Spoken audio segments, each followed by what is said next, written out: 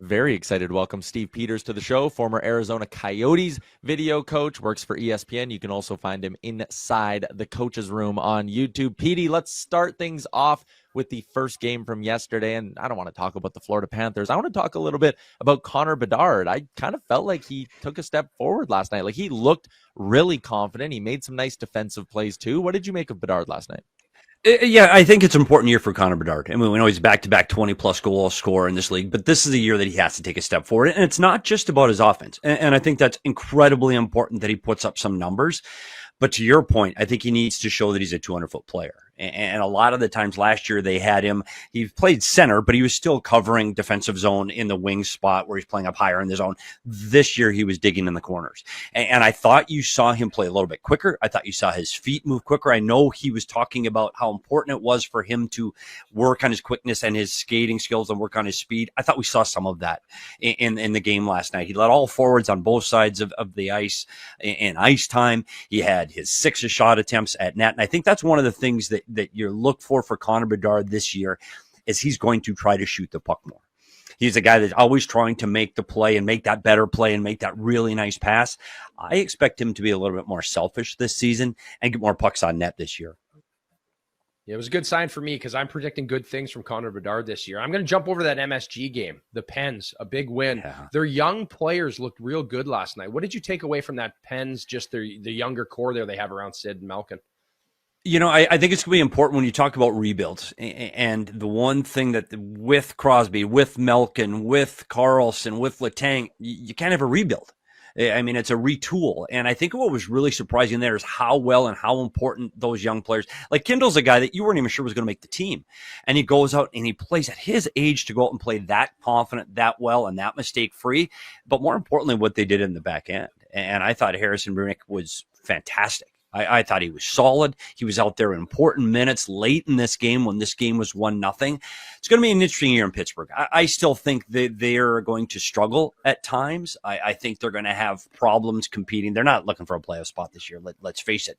But I was surprised how well this Pittsburgh Penguin team played yesterday. I was expecting more from the New York Rangers, but this is a good sign for the Pittsburgh Penguins and more importantly for their future. You know, Steve, I'm always hesitant on young goalies, right? Because I always talk about coming in and playing like with emotion and then like versus sustainability playing at the NHL level. But Arthur Shelovs was really good last night. And like, is this the guy we see moving forward over Tristan Jarry, who's making a pretty big money to be sitting on the bench? Yeah, it's funny, and it's been a problem, and you know this too. That's how this goes. When you're playing well, you're just rolling. And Shelovs played like that. He did that in spurts in Vancouver. Struggled a little bit last year, but we saw that from him in his time in Vancouver. And clearly, the coaching staff and Dan Muse felt that he was the guy during training camp. And Jarry struggled. He struggled at times in Pittsburgh. He had to go to the American League, refind his game. And in Pittsburgh, to get wins this year, they have to go with the hot hand. And right now, Shelovs looked fantastic last night, like fantastic. He held them in this game early, and without him, this game could have gone the other way. I'm interested to see how long he can keep that net from Jarry, because you're talking about a guy that's making a lot of money in Pittsburgh. And so for now, Shelovs the hot hand. But you know, this is going to be a 1A, 1B situation in Pittsburgh throughout the year. I want to talk a little bit about the other side of that matchup in the Rangers. Like I was just talking about Joe, one of the Rangers fans in our chat. He says, this team needs structure and accountability. That's why Mike Sullivan is here. What did you think of their game last night? Was there anything that you kind of noticed Mike Sullivan maybe trying to implement and change from that team last year? You know, I'll start off with I was disappointed in the Rangers in that I'm a huge Mike Sullivan supporter. I'm a big fan of the way he coaches. He's accountability, structured, plays the right way. One of the problems with the New York Rangers a season ago was their inability to protect the net front in front of Shesterkin. They gave up way too many chances around the blue paint, second opportunities, tip screens. And I expected that to be one of the strengths of this Rangers team this season. Now it's one game. But in that one game, they really struggled to keep the Pittsburgh Penguins from getting to the inside. The amount of times Brazeau had opportunities near and around the blue paint was just surprising. And even the goal that you see Brazeau getting that close to the net without being defended, I was disappointed at how poorly the Rangers defended. I think it's going to take time for them to find their offensive stride. And I know with the Rangers, and you look at what Panarin and the way he plays east-west more often, and Mike Sullivan coaches a north-south game, that'll take time time because you're talking about years and years of habits. But defensively, this team's going to have to tighten up. They're going to have to defend better. They're going from a man-on-man system a year ago, and now they're trying to defend more of a zone structure. So you're expecting a defenseman in front of the net more often. Hard to change those habits. It's hard to make that change in one game. They'll grow defensively, but that was the biggest disappointment for me in game one.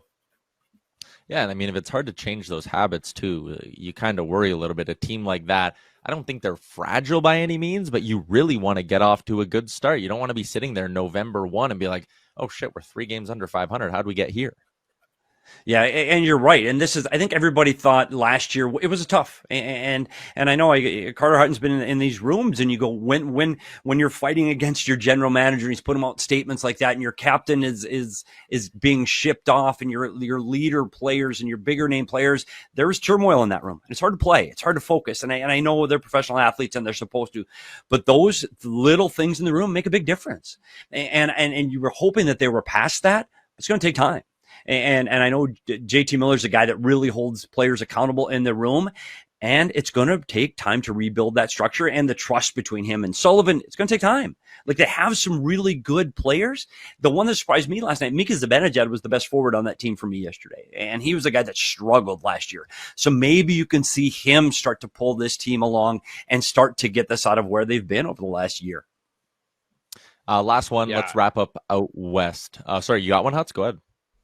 No, I was just going to go to that game out west too. Like, I thought that was an exciting game. What's your takeaway from that? The pace of Colorado in LA, obviously on the road where they're at. This was a big start for the LA Kings at home, especially with the jersey reveal, everything going on for them to, I guess it felt like the ice was tilted last night for me in that late one. I tell you what, this is nothing against those first 2 games, but that last game of the night had that playoff feel to it. It was much more physical, much more intense. I tell you what, the West is going to be a difficult road this season in the National Hockey League. There are some big, strong, tough, talented hockey teams, and I think we saw that last night in Colorado and LA. And LA's a team, I was with you, Huts, that I thought this is the shoe-in for the playoffs. I really like this team. I thought they're fast, talented, skilled. They didn't show that last night. It's one game at home. I think they're going to be better. Maybe they need to lose the silver helmets. Good Lord. But I think what I saw from that team, that Colorado Avalanche team, oh my. Like that they were everything that advertised and what we expected from the Colorado Avalanche. And I know Marty Necas looked great, and he's going to have to be a guy that can pull that offense along with Nathan McKinnon. I was impressed. This is going to be one of the teams you have to beat to get your way back to the Stanley Cup for the Edmonton Oilers, for the Dallas Stars and the Vegas Golden Knights.